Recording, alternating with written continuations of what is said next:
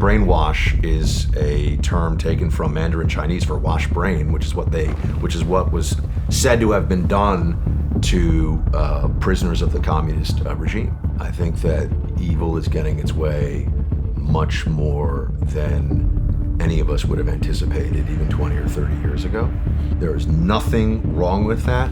And in fact, it's a celebration of freedom. And yet the left thinks that I'm a monster. Everything is falling apart. Nothing makes sense. What's up is down. The gender thing, I see all their games. I know how they do their propaganda. I understand how their brainwashing and information warfare systems work. One of the things they love to do is to push as hard as they can in an area until they meet resistance. And then you know what they say? What are you talking about? We're not doing that.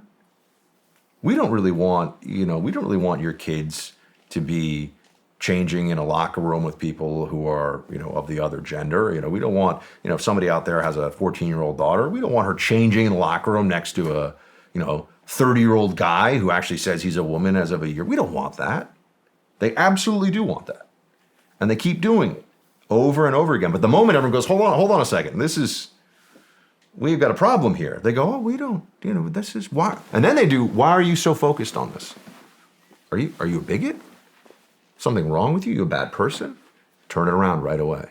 Classic mind control tactics, classic techniques of brainwashing.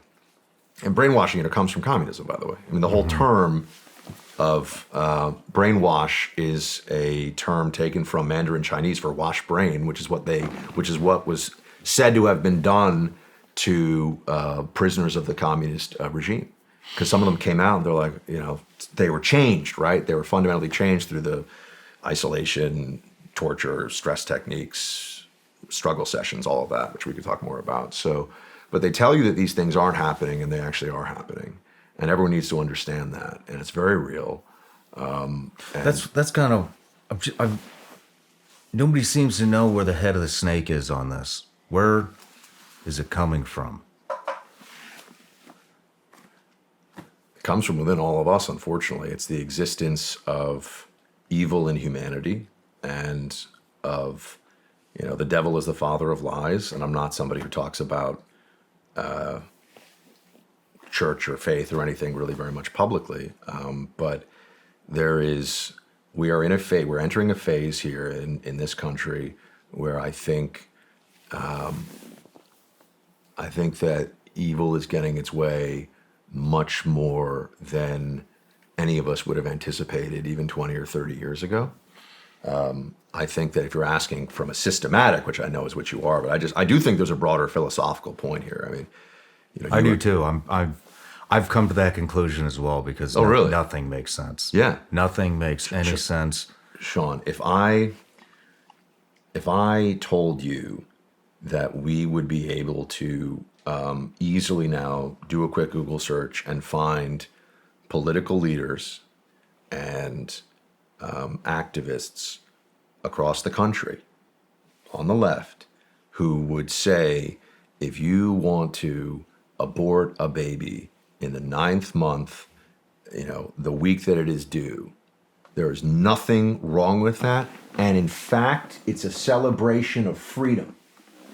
If I had told you that 20 years ago, maybe even 10 years ago, but 20 years ago, you would have said, come on. Safe, legal, and rare. My body, my choice. People. I'm not saying, you know what I mean. Like this would have been the opposition to it, right? Oh no, that's not true. It is 100% now. Dogma Doctrine. Speaking about what's true and not true. 9 months, you're a dad. 9 months, it's a baby, right? We all know it's a baby. We can talk about some of the other political realities of what should be the law in different states and everything else. But they openly say it's not a baby, and in fact, we should celebrate the termination of this life as an act of freedom. Janet Yellen, the Treasury Secretary, I didn't think this was a minor thing. She says, one thing we could do to help the economy, and I'm paraphrasing, but more abortions. What? First of all, it's not even true. It's not even accurate. Put aside the humanity of it. We actually need, and this is one of the things I love. I mean, Elon Musk is a genius, I think. I think that's fair to say. I don't throw that term around a lot. Mozart is a genius, and there's some people, Einstein is a genius. I think Elon Musk is a genius. But But he's so right on the we don't have enough. We're not, we don't have enough people. We're not making enough people right now in a lot of parts of the world, and really actually overall globally, you make the case we're just not having enough children. And one of my regrets is I wish I had actually started. I mean, I'm married now, and we're hoping to start a family very soon. But I wish I had started a family. And I hadn't met the right person. I wish I started a family even sooner. But there was all this propaganda, all of this. Oh, you have to get all these things set. What? So that so I can make VP somewhere or something. I mean, all the thinking of this, I think, is skewed. Anyway, I don't want to. I'm sorry to divert because your question is core. It's key. The apparatus. Where is the top of it? And it's something that I struggle with all the time. It's just so well organized. Everything falls into. Looking at it from the outside, everything seems to fall into place just perfectly. Everybody's in on this. Yeah. There's and you keep referring to the left, but there's also people on the right that are part of this. I mean, Mitch McConnell. We know he's taking. Oh, the machinery for sure. It's all intertwined. So here, it's so well organized. That's what I can't wrap my head around. Is nobody seems to be able to find where's the source of this? Where is it starting from, and how is it so well organized in infiltrating literally everything? I think that there are a few things. I want to deal with the Republican part of it first. The Republicans who are a part of the machinery of the elites right now, I know why they're doing it. They're doing it because they're cowards. They're doing it because it's in their interest. They're doing it because they don't want the heat and the death threats, and they don't want their wife to have someone throw Chardonnay at her at the country club, right? I get it. I know why. Now, this isn't to excuse it, but this is to say they're just succumbing to the pressure and the incentives. Pressure and incentives. So people who are roughly speaking ideologically on the right, who are people, they use the term controlled opposition or anything along those lines, right? It's the incentive structure. They want that one editorial in the New York Times about the newfound respect. This person, they were, the pat on the head. I always call it the pat on the head. And it's sad. I've actually seen, I have a rule, and I think it's a good rule. I do not trash anyone who is my friend by name in the media. Like, I don't care what they do or say. I won't agree with them. I won't lie about them. I won't trash them. But I know people who have gone over, who have become these, like the Republicans who only want us to all be Mitch McConnell and only have nice things to say about the Democrats, right? And it's sad. I've seen it. It's sad.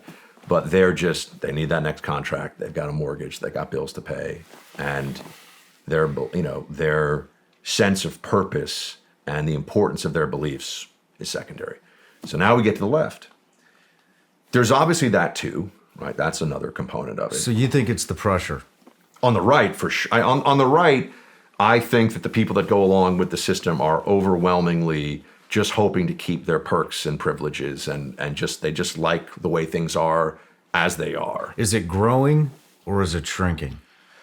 I think that there's been the best part about the Trump era has been the awakening on the right of the need to think of this as a fight. I remember, Republican politics specifically, going back to when I was this is surprising. Nobody was probably watching me on your show. I was a college Republican. I was like director of recruiting. I thought Reagan was awesome.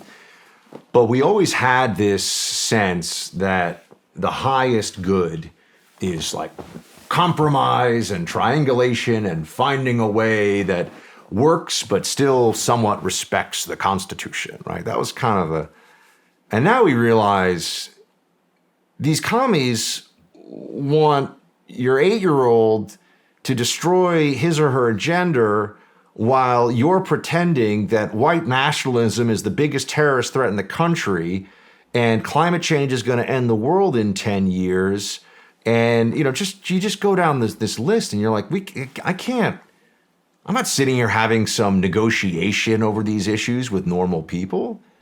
There's a radicalization. I notice when I say this, the baseline feeling of people on the right is is that a little too much? There's a little too much talk radio going on there.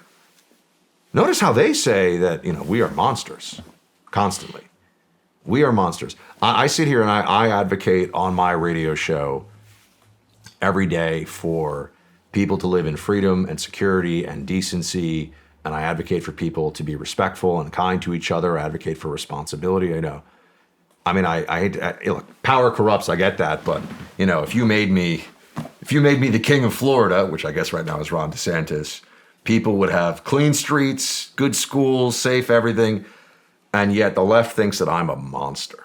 Yeah. How is that possible? Both of these things cannot be true, right? Someone has radicalized, is my point. And I don't think it's us. I don't either. But do you think this is shrinking or is it growing? 'Cause I think everything is such a fit. I think these people are ripping the wiring out of the walls because they know what's coming. You know what's coming. Take me further on that, meaning that you think that they think the ultimate victory is in sight, or they think the backlash is coming? I think we're collapsing. Oh. I mean, these banks are failing. We're talking about the debt ceiling.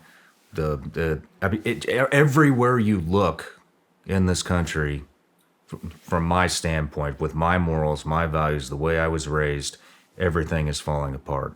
Nothing makes sense. What's up is down. The sexualization of kids. Vanderbilt University, right down the street from here, was operating on kids. Yeah. I mean, I think was it young as 8 years old? Yeah. 8 years old. Cut it off. Rip the ovaries out. I mean, the monstrous, by the way. That's truly monstrous. Everywhere you look, the racism stuff is, the BLM, Antifa, just Ukraine, how China's infiltrating this country in so many different aspects. Hey everybody, I'm Shawn Ryan. Click here to subscribe to the Shawn Ryan Show YouTube channel for the hottest and most compelling interviews that you will not see anywhere else. I've also made a playlist of all the previous SRS episodes so they're easy to find. You can find that right here.